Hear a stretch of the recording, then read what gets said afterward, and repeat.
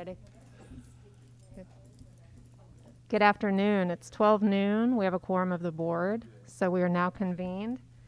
We didn't have anyone sign up for public comment, so we will move on to the selection of canvassing board for the May 1st election results, and I will let Tyler discuss that. Okay, I just need to make sure I lock in at least 2 people that come on Thursday the 6th at noon to canvass those election results. So we had talked about preferably 2 that weren't up for re-election or election, but not necessary. But 2 people constitutes a quorum for this. Is there anybody that can be here noon on Thursday? Yes, sir. Mike and Mark. Everyone is welcome. I just wanted to make sure I knew for sure who to call if it was 12:01 and we didn't have to. So, all right. Mike and Mark this Thursday here at noon. Thank you. Okay, next we have consideration of Reading Horizons Elementary Reading and Spelling Curriculum, and Dr. Chaplin will introduce this. Tyler's good. So, all right. So Sarah is going to speak on that just briefly about the Reading Horizons, and mainly answer questions. So what I have proposed for you guys is the adoption of the Reading Horizons curriculum for our reading for next year for our early childhood reading programs. It also goes right in line with our reading academies, of which we'll do the training for this summer. So anything else you want to add to that, Sarah? I didn't put you on the spot. I know that, Brenham ISD, we're making it a goal, one of our goals, to focus on literacy. And so this program would provide a very extensive, all-inclusive phonics and early reading curriculum for our teachers to use. It comes with professional development training for teachers for implementation. And it also comes with a computer software component that individualizes practice activities for our students based on what they need. And then the teachers have a kit that has everything in it for them to be able to provide the in-class instruction as well. So it really is an all-inclusive program. It's a research-based program that has proven results. So we're excited if we're able to use this. I think our teachers would be really happy to have this as a component to their literacy instruction. Any questions?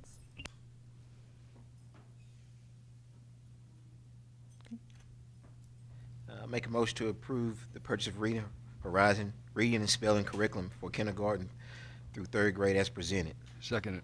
Okay, we have a motion made by Kelvin Raven, seconded by Mark Schneider to approve the purchase of Reading Horizons reading and spelling curriculum for kindergarten through 3rd grade as presented. All in favor? Aye. Opposed? The motion carries. Thank you. Okay, next we have a school health and safety update. Our Director of Health, Jamie Woodall, will present this update.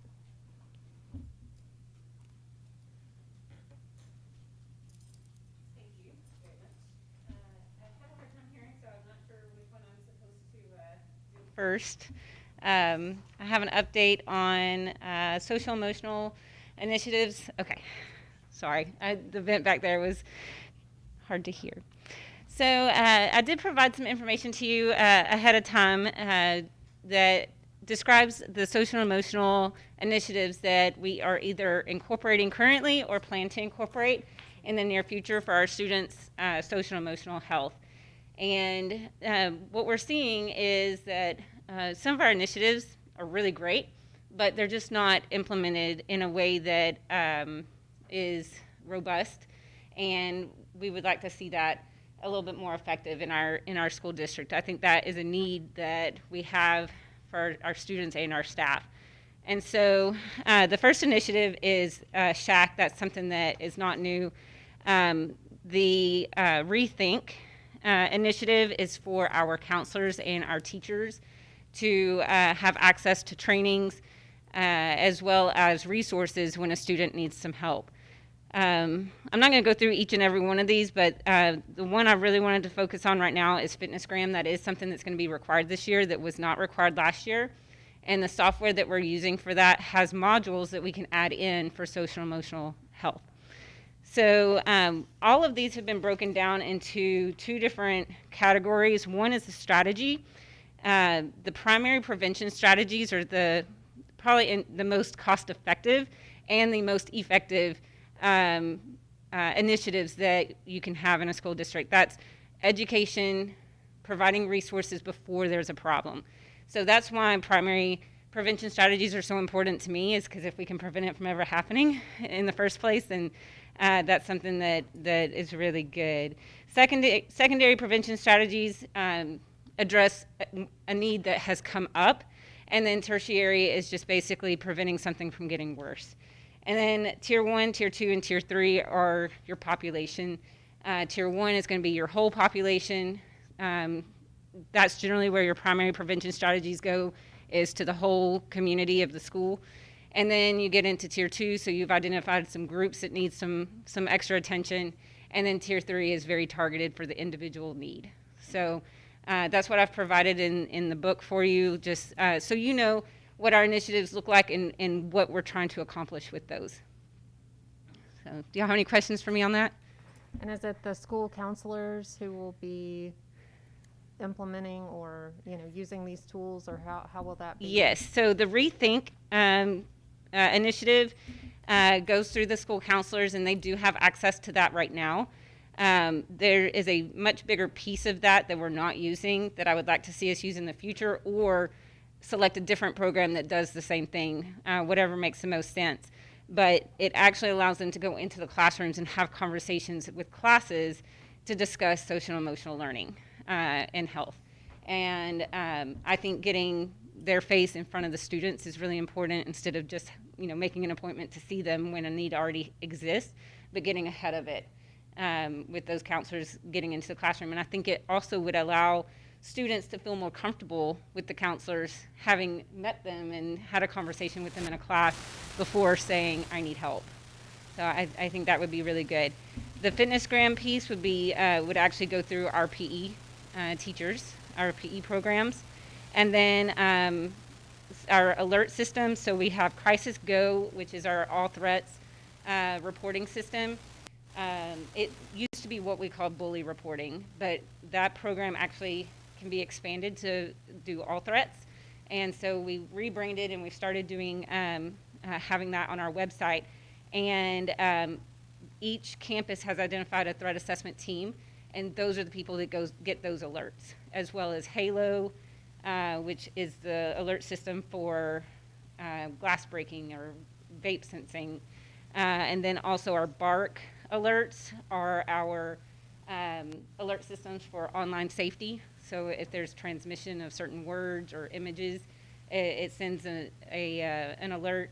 And then, of course, Raptor for our visitor management. So the teams on each campus identify who should be getting those alerts, and then they follow the threat assessment procedures when those alerts come in. So the CRCG is another one. That one is actually not school-based. The Community Resource Coordination Group. This is something that I think has existed in Washington County previously, but just hasn't been official. And every county is required to have one, but it is basically a community-wide ARD for someone in need that either doesn't qualify for services in school, or maybe the school just doesn't provide that particular service. It's something that a school wouldn't provide.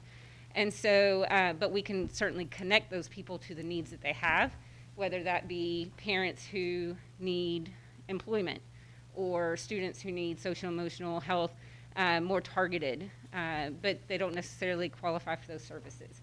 So the CRCG is something I'm very excited to start up here in Washington County with Reverend Wells with Faith Mission. He and I are going to create that initiative together. We had our first meeting last week. It was super successful and a lot of interest. It's going to be a regular once a month meeting, and then if we need a staffing, basically a community ARD, then there's a referral system for that, and those community partners come together based on what they're saying they need, and then we provide that help for them. So I think that's... And what, and this is really more for Tyler, what are we doing to make sure that the counselors have time to be in front of the students and to be working on this whenever they have so many other responsibilities? So how are we making sure that they have time to take care of this too? Yeah, that's something that Brandy's been working on with myself, trying to identify what their workload is, what pieces can come off of their workload. One of the things, in conversation we've had about testing and stuff, is there a way that we can pull the testing off of them so they don't have to deal with that? So there's a lot of different things we're looking at to pull off of their plate, because this needs to be a priority for our counselors. What Jamie is saying with the proactive piece, we procedures that are reactive always need to be in place, but if you don't use the proactive side, then you're going to continue to have to use the reactive side. So we're looking at their workload to see if we can pull some stuff off so this can become a priority for them.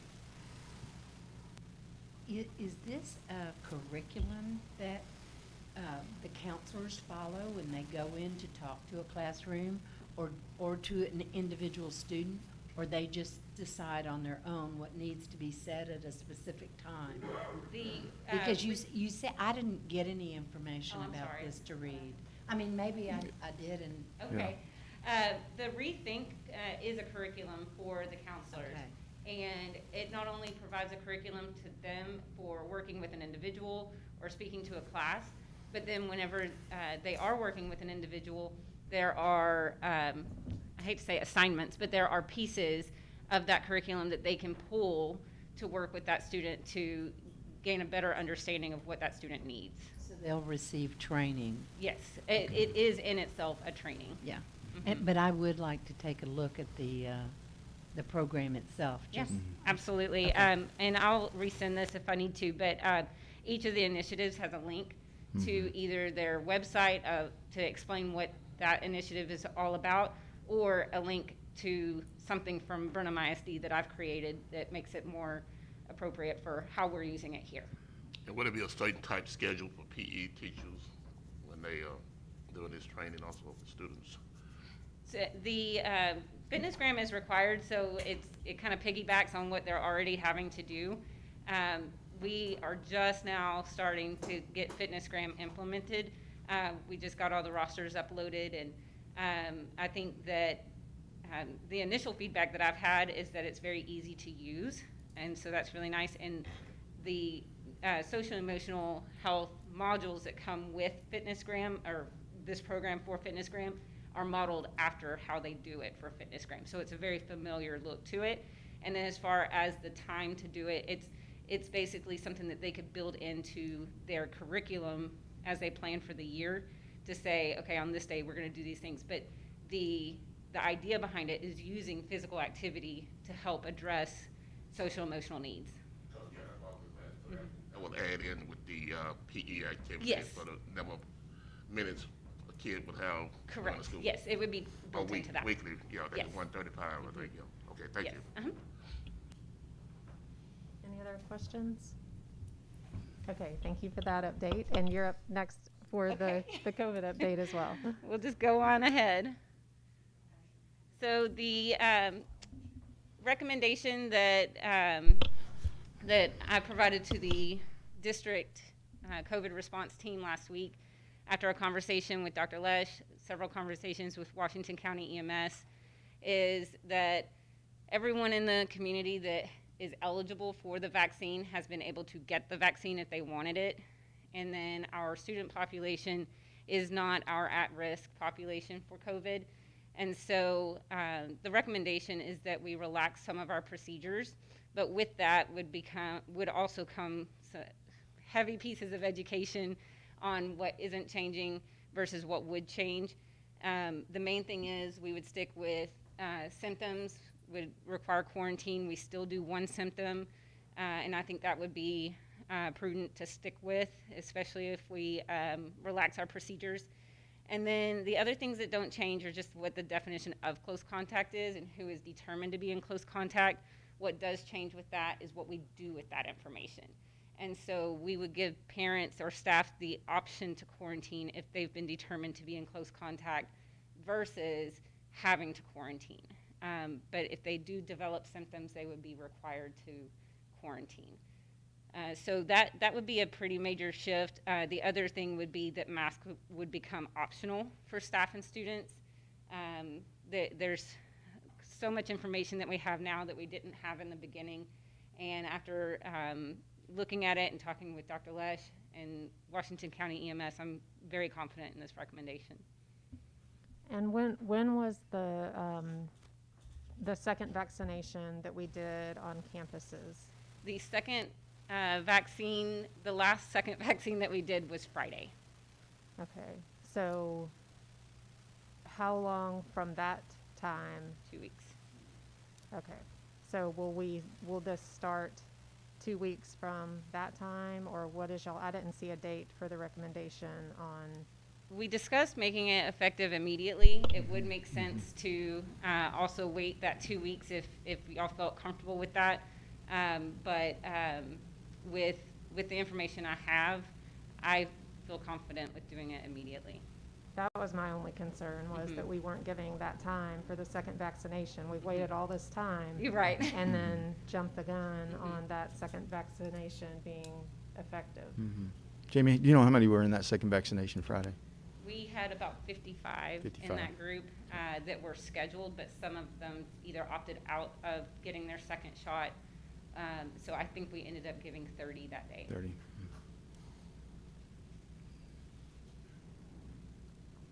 You know, my only concern is that it's only 4 weeks left in school. Why not just continue what we have right now and then revisit it at a later date for next year? That's just my thoughts. I agree. We're so close to getting graduation done. I think we need to wait till the end of the school year. That's my opinion. If someone has gotten their vaccinations both, and they've had the 2-week time and after the second one, surely they wouldn't have to maintain close distance? I mean, would they still have to quarantine? No, if you're fully vaccinated, Yeah. post the 2 weeks, we are not having those people quarantine. And the only way they would have to is if they develop symptoms. And I can see what Officer Raven and Mr. Snyder are saying about it, but at the same time, having been at many activities lately with the students and with the parents, quite frankly, they're not wearing them. And so I don't see the difference it makes in going ahead and doing it now. If you're comfortable with it, I'm comfortable with it. That's just my thought. Because the children aren't doing it anyway. A lot of Enforcement them has are. become increasingly Some are, difficult. and that's why it's optional to wear it. If you want to, you can wear 2. You could wear 3 if you wanted to. But most of the children, when they're talking in the parking lot, or they're at the play, or the musical, or the different activities that they have for them playing, they're not wearing them, and the parents surely are not. So, Yes, ma'am. just my thought. I would prefer, and I think some of the protocols that are proposed as changing immediately, I would be in favor of, but I wouldn't be opposed to keeping the mask in the classroom at least. You know, it's one thing outdoors at the baseball game or, you know, that type of thing to have it as optional. And I can go either way. We've gone by the recommendations that y'all have made all year. And so, you know, this is your recommendation and I'm okay either way, but I wouldn't be opposed to leaving it just because it's worked so well and we're so close to the finish line. It has, and I am really proud of our staff and students and parents for the support all along the way. I know it has not been easy. Recommendations have changed just almost constantly all school year, and I feel like we've done a really great job of responding to those. Some of the reasons why this came up is because of the relaxing of some of the guidelines. The CDC has said that we can actually reduce distancing in the classrooms to 3 feet from 6 feet because it is not physical activity. You're not breathing hard. You're usually just sitting there facing one direction. So there's some reasons why this was brought even up in conversation and why now. And I think just being on our campuses, you can see that the fatigue that people have with the staff telling people to raise up their mask and the students not wanting to wear the mask. And most of the time it's not worn appropriately. And so enforcement's just been increasingly difficult. Did y'all have any opportunity to get teacher feedback from the teacher advisory panel or anything before? No, we spoke with the COVID response team this last Thursday about this, but there's not teachers on that team, and we didn't get any teacher response back. So, Jamie, I have a question. Yes. Do you have any districts in our area that are doing what we're proposing? No, most of them are talking about starting June 1st. Some of the districts that we participate with in UIL academics and sports, they are the ones that we're seeing relaxing. Most of them have just Yeah, done that's away what I'm with all talking about. percent. So our district, Yes. when I say district, I mean I'm our- sorry. Yeah. our area, is there Yeah, anybody in our that's doing community this? Yeah. area, no, I haven't seen anyone relaxing, but it's been, our opponents have, yes. Okay. And Have very they had relaxed. any issues? Have they had any issues with anything? No, some of the feedback, I know Coach Allen has done some calling around to coaches, and they have not seen any spikes since they relaxed pretty early on with the executive order going away. How will the teachers respond to this proposal? Are they nervous or with it or what? You know, I think that allowing them to have the choice of wearing a mask or not, and then being able to quarantine or not, if they're determined to be in close contact, addresses those concerns. I did get feedback from some of our nurses on each campus, and I only got positive feedback about the relaxing. They were pretty excited about the potential change.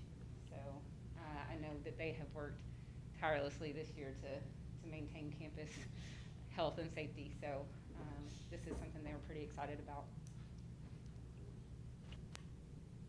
So we can act on the proposal as presented, or we can make changes, or if we don't want to act on it, then we just wouldn't make a motion. So it's really the wishes of the board. Tommy, what are you thinking? Have to go either way right now. And the way everybody Mark was saying, I think, you know, it's not running the race, we're so far close to the finish line, and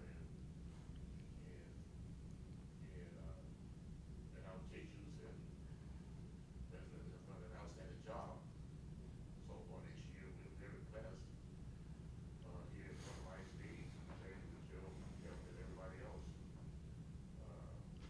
I just don't want it to go down as a bang bang. How is the overall here in Washington County, the COVID, the spike, is it a lot lower than that? Yeah, Dr. Lesh was very comfortable with this recommendation because our numbers are not in a spike right now like they had been. And we can table it till the next meeting, because at that point, the second vaccine would have had a chance for everyone to be covered fully. Or how about setting that date, that 2-week date of the second vaccine to make it effective on that time? Because I see going either way, but I think giving people the option to wear or not wear allows for the choice of going either way. When a parent sends a child to school, if they want them to have that mask on, then by golly, they need to tell them at home, you wear that mask. If they don't, then they can also voice that to their children as well. So to make it effective, I'm good with the mask being effective whenever, but the close contact, I think that needs to change immediately. Okay. Close contact, yeah. okay. And that means 3 feet as opposed to 6, is that what that means? Yes, and that the quarantining be optional if there's no symptoms. Yeah, that's the biggest piece Yeah. there. You know, I'm just gonna say this, is that, you know, last year we know was a disaster and didn't have the, the parties and the graduations like a normal graduating class would. And, you know, it's 4 weeks. I'd hate to, reflect back and say, we had a chance to say no and just go through the end of this year. That's just my thoughts. And I think it has potential of a ripple effect. I mean, you don't know either way, but if we stay safe, I think we'll see graduation, and we can smile at the end of the year saying we did the right thing. So I'm gonna vote nay on it. So what do we want to do? Okay, can we make an amended proposal? Yeah, just make a motion to how you want it to. Okay, I make a motion that we maintain the mask mandate from 2 weeks from last Friday to allow the teachers or whoever wasn't vaccinated to have their 2 week group be vaccinated. But the close contact mandate goes into effect immediately. Or the close Okay, contact so the rest of obligation. it as presented, the rest of Yeah, it. that one, I second that. Okay, we have a motion made by Mike Altman, seconded by Susan Jenkins to maintain the mask mandate until the 2-week period from the last second round of vaccinations and the rest of the protocols as presented. All in favor? Aye. Opposed? Aye. And I'll vote in favor. So the motion carries. Okay, so we will have the mask mandate will remain for 2 weeks from Friday. And then the rest of the protocols will change as presented Mhm. immediately. Thank you. Thank you for your time. And I appreciate everyone's input. So in essence, this is 2 weeks of school, right? Right. Not 4 weeks, it'll be 2 weeks, it'll be 2 weeks. Mhm. Ms. Woodall, I have a question. Yes, ma'am. Do you happen to know approximately what percentage of our teachers have been vaccinated? I have attempted to get that number because it's been a question that's been asked of me several times. I know how many educators have been vaccinated at the hub and here, but at the hub that includes all the school districts in the area. And so I can't I don't have a good idea of how to tell you for Brenham ISD. I wish I could. That has been asked of me a lot, Mhm. and I have no way to know that with the hub being open to the community. For the students 16 and over, do you know? I do not believe we've had many students vaccinated 16 and older because the hub does the Moderna vaccine, and that's 18 and older, and the Pfizer one is the 16 and older. And so, yeah, they're all just a little bit different. And then I'm not real sure actually about the Johnson & Johnson one, but, and then if it's, there's so many variables, but I would say probably a very small percentage of our students have had the chance to get that vaccine. Thank you. Mm-hmm. Thank you. Thank you. Okay, next we have an investment training update. Our Director of Business and Finance, Kim Weatherby, will conduct this investment training. I know this is the moment everybody is waiting for. This is Investment Training Act. Texas Government Code 2256 is the Public Investment Act, and each year we are to bring this to you guys so we can discuss it. This is one of the things when the auditor comes in, they're asking for the resolution showing where we discuss this. And so the policy emphasis is on safety of principal, liquidity, diversification. Right now we have funds in the pools, bank depository, and one CD. Marketability and yield. Public Investment Act is very cautious. We do not want to lose the principal. Stipulates authorized versus non-authorized investments. Have the written policy, and I've included that in your packet. It is CDA local. Designation of investment officers. This is where we are making an adjustment this year. Mr. Oschenbeck is really sad that he's not going to go to the investment training in his new position. And so that's 4 hours of your time that you're going to get back, and I'm not going to be stalking you in August to make sure it's done. And so we discussed that. Thankfully, Tyler, coming from his other school district, already has the investment training, and so he will be the second investment officer. Okay, as we discussed CDA local, there is also a CDA legal policy that can be found with TASB. And all investments comply with our written policy. I never thought I'd be so excited that our bank depository contract is probably our best interest rate that we're earning right now. The pools are at .01. I was looking at that today, working on the investment report. Certificate of deposit, we actually have at 2.60, and that ends at the end of June. So I doubt they will be renewing at the same rate with everything that we're seeing these days. Each board meeting, we always provide the monthly report, and it shows how much money we have earned in interest. As far as my continuing ed hours, those are in there when I have received it, and then also when Tyler received his. So, are there any questions about these investment policies? We're all good. Well, we can work on signing the paperwork that goes with this so we can have that for the auditors and also be able to make the transactions with the different pools. And we will need a motion for this. I'd like to make a motion to adopt the resolutions of the board regarding reviews of the investment program as presented. Second. Okay, we have a motion made by Mark Schneider, seconded by Mike Altman to adopt a resolution of the board regarding review of the investment program as presented. All in favor? Aye. Opposed? The motion carries. Thank you. Okay, we also will need, do you need to present anything on the motion to approve or add the authorized representative, or is that part of the same? It's part Just of the okay. same thing. It's just different Just a paperwork separate, that needs to okay, be so we signed. will need a separate motion for that one.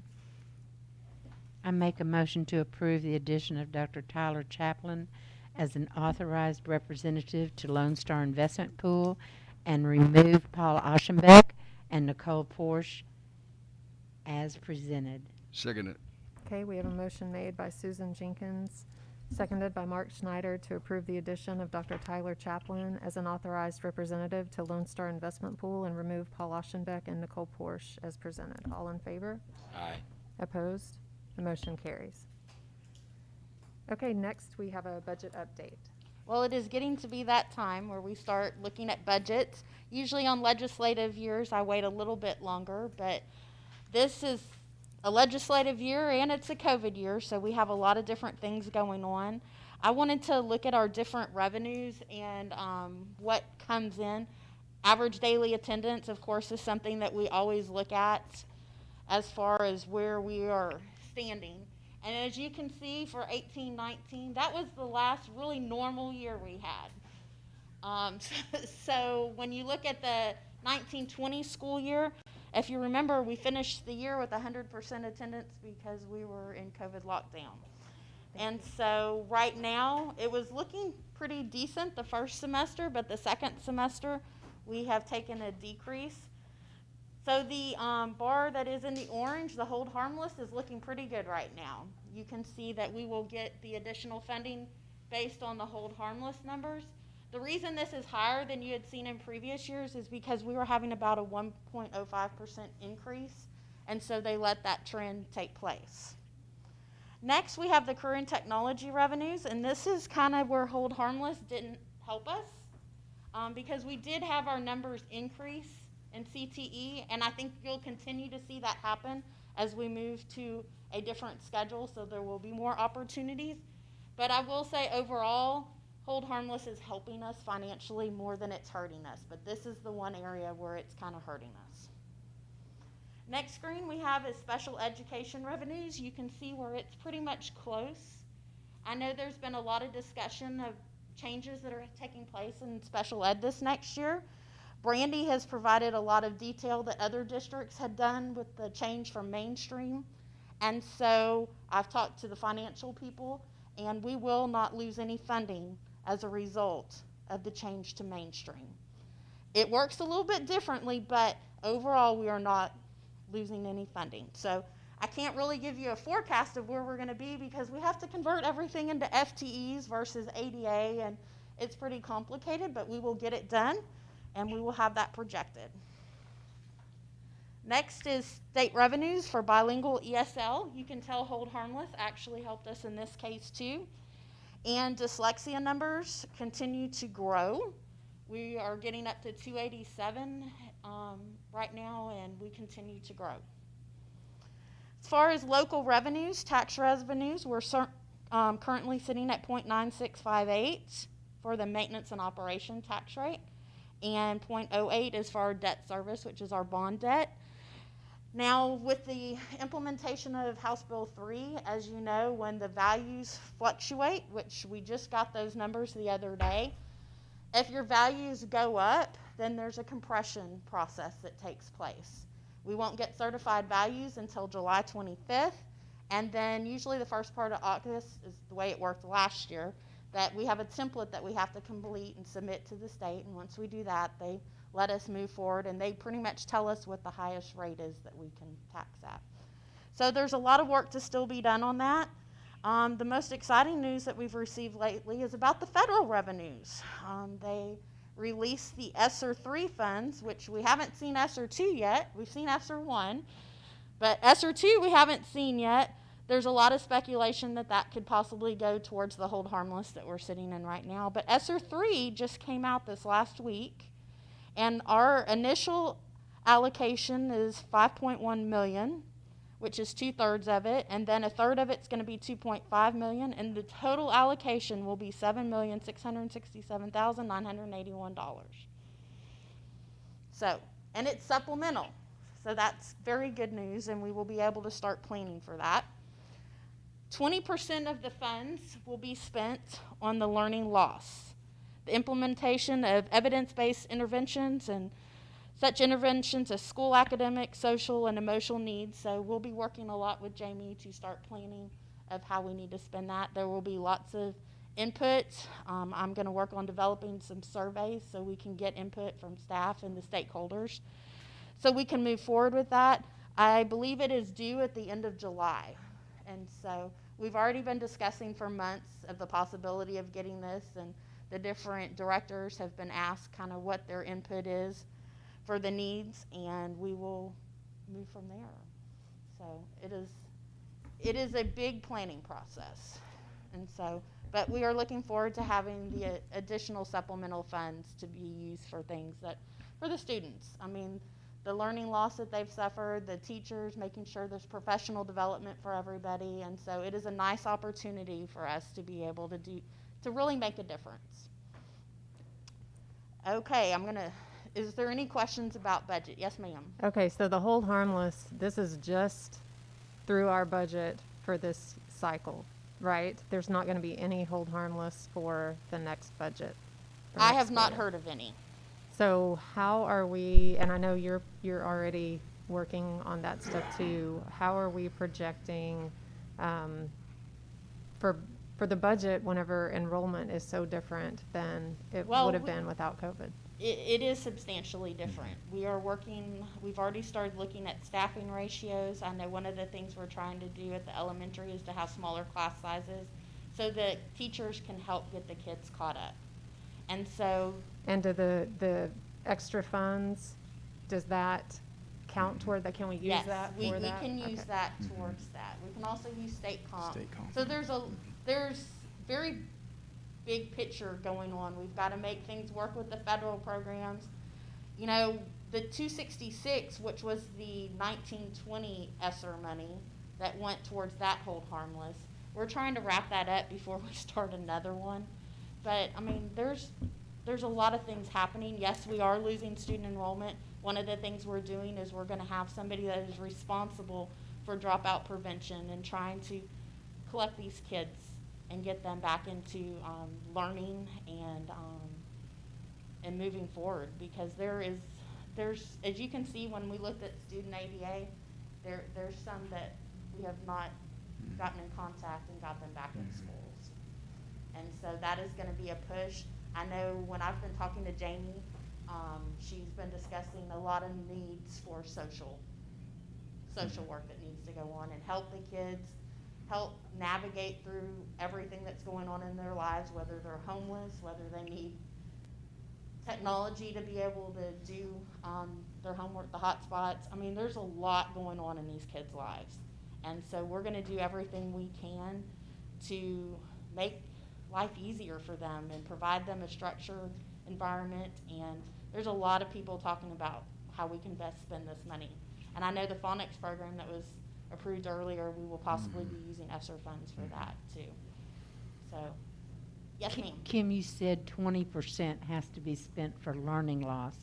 Are they dictating, which of course they normally do, but It's are they federal money. dictating the, yeah, exactly, 80%, the other 80%, or is it left up to the district, or? There's options that you have to go into. A lot of the same things that we talked about with ESSER one, you can spend the money for. I mean, if we wanted to spend more than 20%, we certainly can. But it was like 1.5 million was the 20%. And that's a lot of money. Yes. And so, you know, there's a lot of planning that takes place. But the good thing is we don't have to spend it all in 1 year. We have 2 years and possibly a little bit more if we need it. So it just needs to be very strategic of what our needs are, what our goals are. And it's nice to have something to work with. And that's good because it's going to take more than 1 year to make up this loss. Yes. The loss is. Yes. And there's a lot of needs of the students. And we will continue to work together as a team to outline what we need to do. And there's been a lot of discussion about it, and we'll keep up the discussion and try to get some more input from other stakeholders too. Kim, let me add to this. One of the things we've talked about extensively is yes, the class size reduction component of it to get our younger grade levels a smaller class size so those teachers can identify and work with those kids with less people in the room. But the other one is the building capacity in our teachers. We know this is going to fall off the plate in 2023, possibly 2024 if they extend that far. So when that money goes away, our approach to this point in discussions has been how do we do professional development. So we've trained our teachers up and given them the tools to be successful long after this money goes away. So it's not something we have to look at internally to say local funding now we have to supplant into where the ESSER funds were, as opposed to saying if we train our teachers up, they almost become trainers of trainers, and we build capacity across the organization. So that's kind of the approach we're taking with this. And one of the big pushes with this federal money is that we can't use it to just take away things we used to be doing out of general operating. It is supplemental, so it's in addition to House Bill 3 that we've already received. So a lot of opportunities with this funding. So very grateful for that. All Thank right. you. I'm going to change focus a little bit and go into compensation for teachers. Each one of you received a book that talks about all of the comparisons with us. I wanted to focus on the teacher one. As you remember with the legislature in 1920, there was a big focus to bump up those that were 5 years and more. And you can see within our comparison that our front of the end teachers are the ones that don't have, there's a bigger difference. And so we're doing much better from 15 year, and even 10 years, not too bad, down. So we're happy with that, but we're gonna have to work on the front end because most of the recruiting that's taking place right now, most of them coming in are on the front end. And so we will continue to work on that. We are trying to have raises this year for the employees. We did the one-time supplement last year, and it's hard to not do anything. And so we are working really hard to look at efficiencies for our budgets and where we can find additional money. I know without us having House Bill 3, a big thing was the early education allotment. And as you know, the reading academies hadn't taken place. We're trying to really promote those this year. And so that money will go towards the reading academies, but that will free up some money for us to do some other things such as raises this next year. So we look at this stuff. We have met as a group and seen where we need to strengthen, and we are going to try to move forward and have some options for you guys this year when we get to raises. So, anyway. Any other questions? Okay. All right, thank you. Thank you. Okay, at this time, it is 12:45, and we will go into executive session authorized by Texas Open Meetings Act, Texas Government Code, Sections 551.071, consultation with attorney, and 551.074, personnel matters. All final votes, actions, or decisions will be taken in open meeting. Thank you.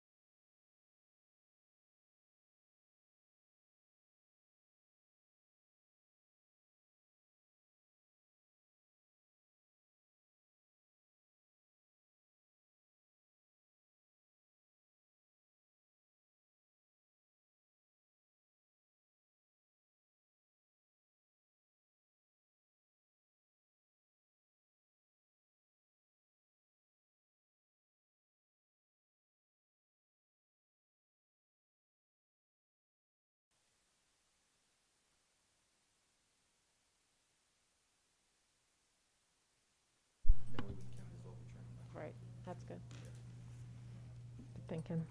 Okay, it's 1:00 p.m. and we will reconvene in open session. We're going to switch these considerations and do 9B, consider and possible approval of teacher contracts, and we will need a motion on that.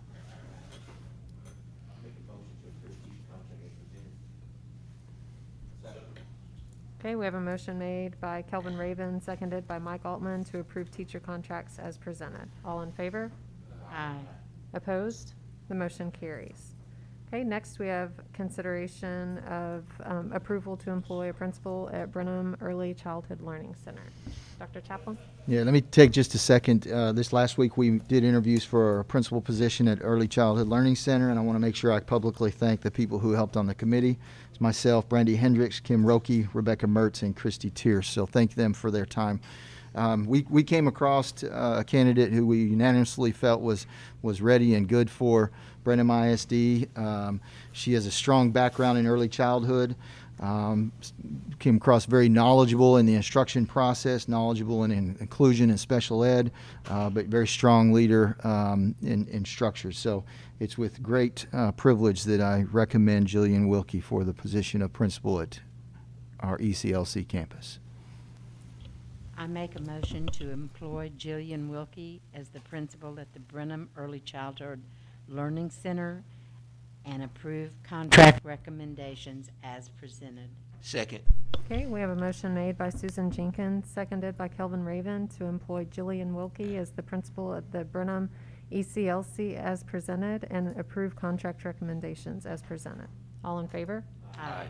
Opposed? The motion carries. All right, thank you. Congratulations.